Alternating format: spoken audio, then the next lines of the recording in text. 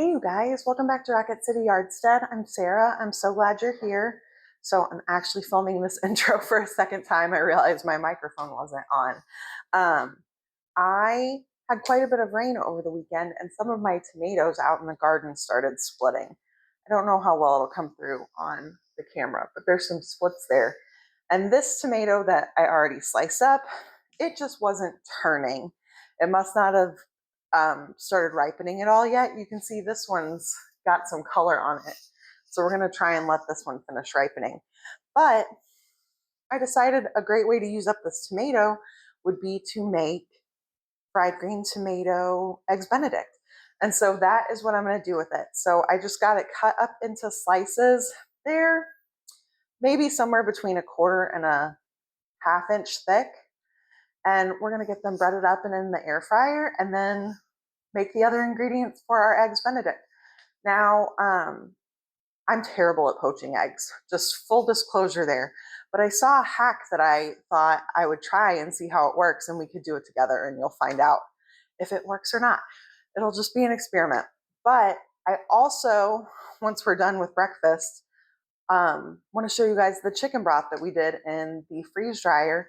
It's actually in there. It started beeping, so it should be done, and we'll be able to pull that out and take a look at it. See how little space it's going to take up in a jar. I'm hoping it's going to save me a lot of space doing my chicken broth that way. So my tomatoes are all sliced up. The thing I need to do now is get all of my dredge and breading ingredients ready to go. So this is going to be a pretty basic dredging system here for breading our green tomatoes.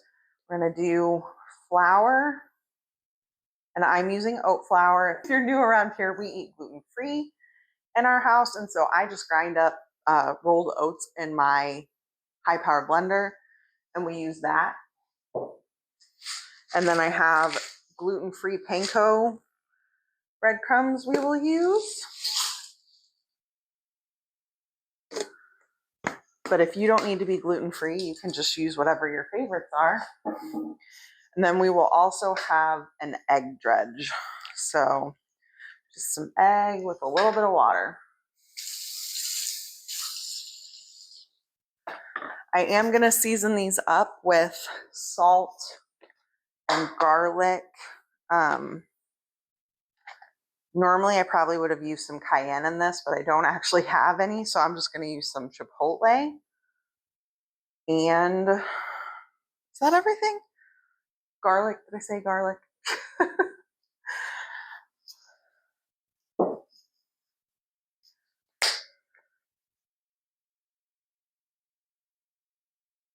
So here's our garlic powder. I like to season every layer of our dredge.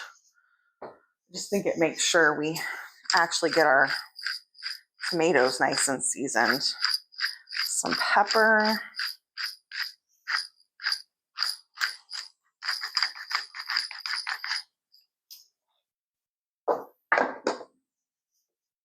I know, I'm going to use some chipotle in here, but also a little bit of smoked paprika. That way we can control our heat a little bit, but still get that nice smoky flavor.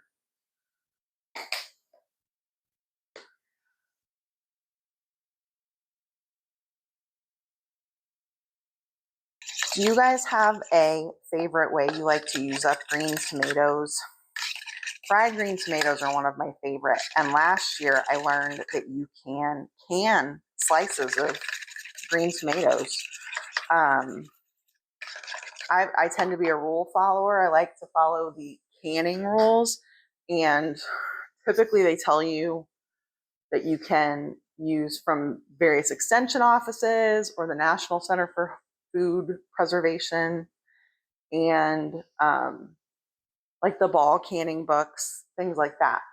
But I'd never seen a canning recipe, and I went looking, and I think it's the University of Vermont that has directions for canning just slices of green tomato.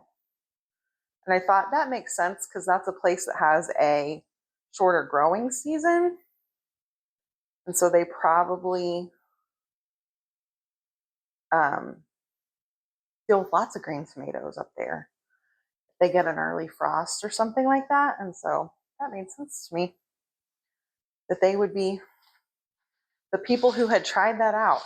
But we did can some last year. And once you drain the can out and open them up and fry them up, and I typically do oven or air fryer fried green tomatoes, you'd never know that they had been canned slices of tomato. It's pretty amazing. So one tomato in the air fryer. One of the other things I did last year with my green tomatoes was, now my brain's frozen. Sorry, you guys, I'm not feeling very good today, and it's kind of making my head a little foggy. Green marinara. I was looking for something to do because I had so many green tomatoes last year, and I came across a recipe for green marinara. It was not technically an approved recipe, but the lady whose recipe it was talking about how she had double checked with other people to make sure, and green tomatoes are actually more acidic than ripe tomatoes. And so if you can do it with a ripe tomato, as far as canning, you can do it with a green tomato because the acidity levels are actually higher. And I thought that was really interesting. So if you have any interest in those recipes, I will look them up and share them, because I know lots of people are already dealing with their first frosts and needing to take green tomatoes off their plants. We are hopefully still about a month out, but you know, sometimes you end up with rain that splits your tomatoes and you still don't want them to go to waste if they still look like they're decent. So, green tomatoes.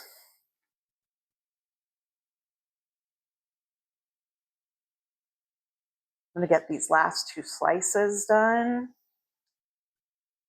We'll get our air fryer going.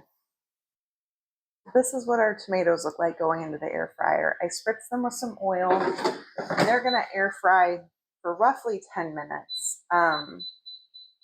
We will flip them partway through. While our tomatoes are in the air fryer, I've got some water on to boil. We're going to do our poached eggs in here. So the hack I wanted to try, I don't know if you guys have ever seen this, is people will put their egg into a ladle and they'll partially submerge the ladle so it's getting hot water all around it. And then once your egg is mostly cooked, then you tip it into the water the rest of the way. And so your whites are mostly set before you pop it in. I have no idea how this is going to go, but we're going to give it a try. And maybe it'll be a hack you guys want to try as well. While our water's coming to a boil, I am going to get some butter melting for our hollandaise sauce. We're going to add some extra ingredients to our hollandaise sauce to make it kind of go with those fried green tomatoes a little bit. So we're going to make it a little bit spicy. But the first thing I need to do for the hollandaise sauce is get a stick of butter melted. This meal definitely falls into the treat category because hollandaise sauce is not low calorie. Our water's coming to a boil and our butter is melting. I'm going to get the rest of the ingredients for our hollandaise sauce added to our jar sitting here. We're going to make this with our immersion blender. The first thing we need is 2 egg yolks. We need 2 teaspoons of lemon juice.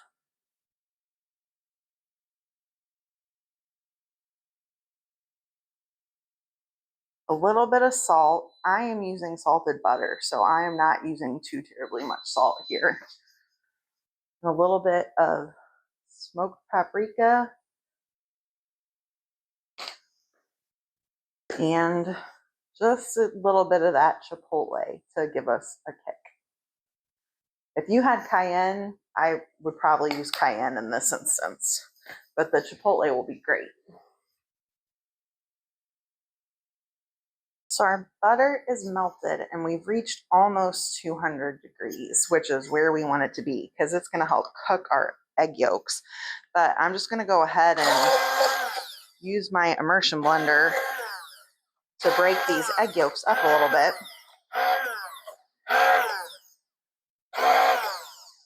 And get all of these ingredients mixed together. And then when our butter is ready, we can stream it in while we run the immersion blender. Our butter is all melted. And so now I'm just gonna get my immersion blender going and slowly drizzle this butter in.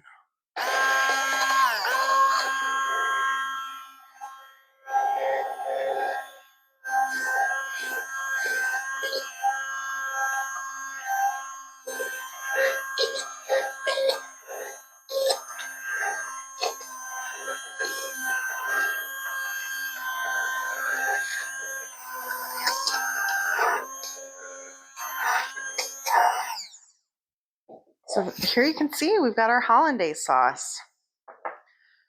I am going to pull the immersion blender out and give this a little bit of a taste.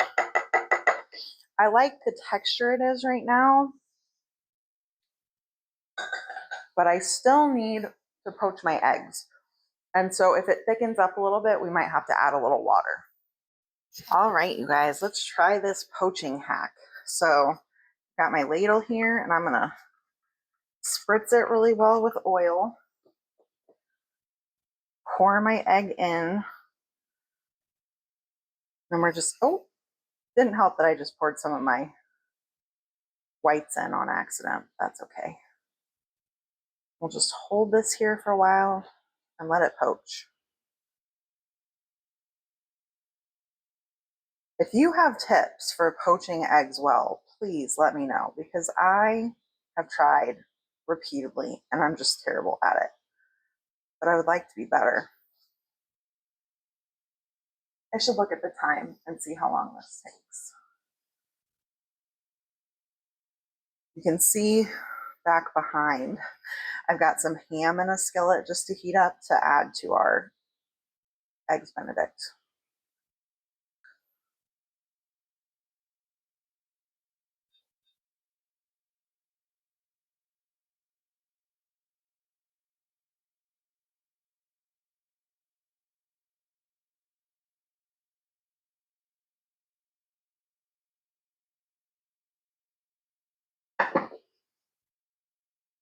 So I've dumped my egg into the pot. This is not a very pretty poached egg, but we're gonna let it finish cooking until the whites completely finish cooking, or I guess mostly, but we want our yolk to still be nice and runny. I think it looks about right. I did grab a slotted spoon for this. So we're gonna carry this over and let it dry out a little bit. I'm gonna let it dry out a little bit on a paper towel so we don't have soggy eggs Benedict. And try egg number 2. If you have a method for poaching eggs that works for you, I would probably stick with that.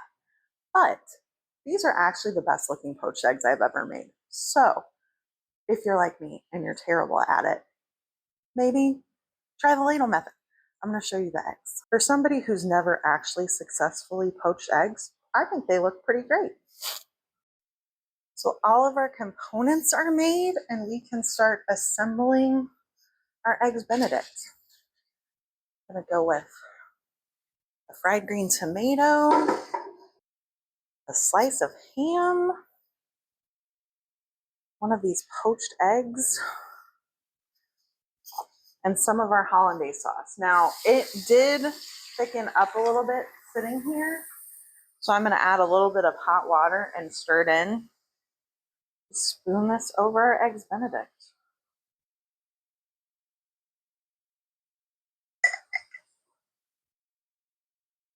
I mean, who wouldn't want to eat that? It looks delicious.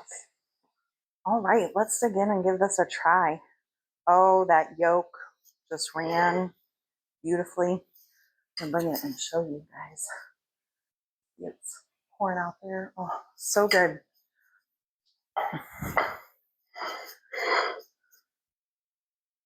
Some egg and ham, tomato, and that hollandaise all in our bite. If you had Canadian bacon, that's more traditional for a eggs Benedict, but I think ham works just fine.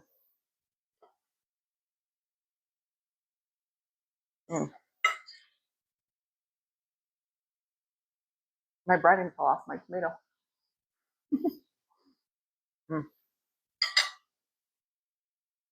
Anyways, this is delicious.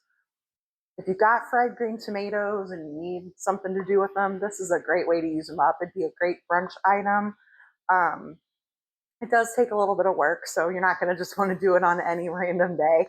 You know, the hollandaise sauce and poaching the eggs and everything, but so good. So I hope you will give this a try. And now let's go check on that chicken broth.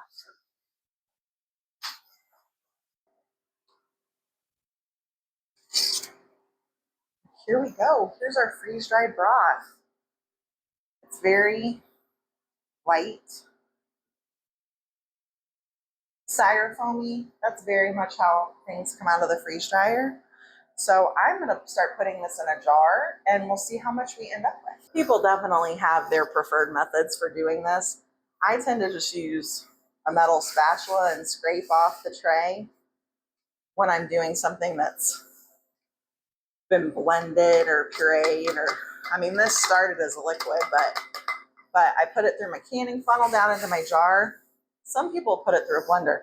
I like to just use this tool. What is this, like a ground meat tool? And I find that it helps me break things up nicely. So I'm just gonna get all my broth put down into my jar and break it up.